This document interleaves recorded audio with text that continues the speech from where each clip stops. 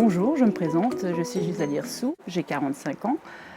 J'ai travaillé pendant 23 ans dans l'entreprise Wrigley France SNC qui a subi en 2013 un PSE.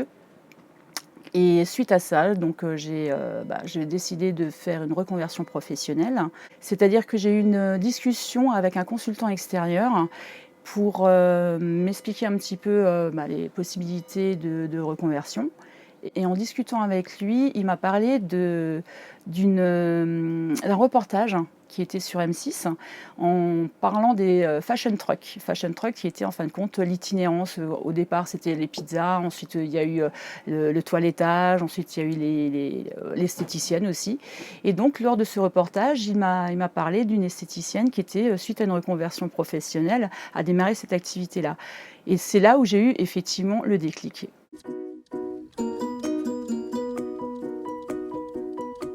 Je me suis renseignée pour faire une formation en esthétique. Donc, je suis partie sur Strasbourg pendant 1 an et j'ai obtenu mon CAP en 2014, en juin 2014. Suite à ce CAP, donc j'ai démarré tout ce qui est démarche pour faire la création.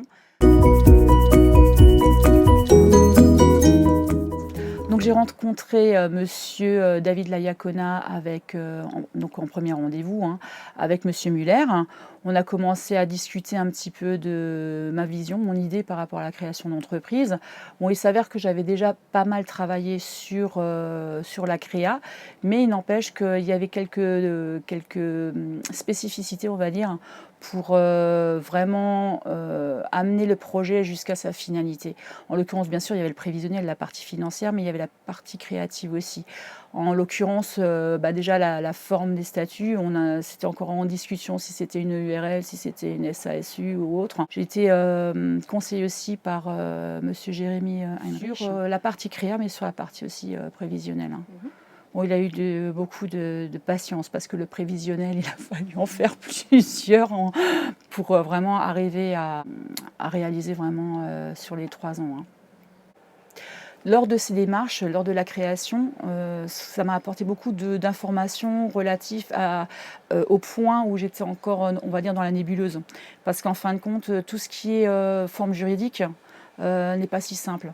Le fait d'avoir été accompagnée par Inextenso et par leur juriste, qui est Hervé Wirtz, pour l'élaboration déjà des statuts, vu qu'après, les points, avantages, inconvénients de chaque forme juridique.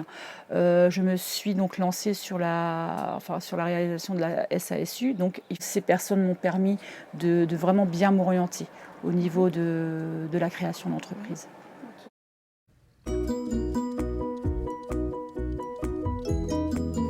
Alors, le van beauté itinérant permet bien sûr de pouvoir proposer des prestations d'esthétique, mais au niveau des villages, c'est-à-dire que les personnes qui sont dépourvues maintenant de transport ou autre, de pouvoir avoir les prestations d'un institut de beauté fixe, mais directement à 2 pas de chez eux, quoi. Donc ma zone géographique se situe entre 5 et 20 km autour de Colmar.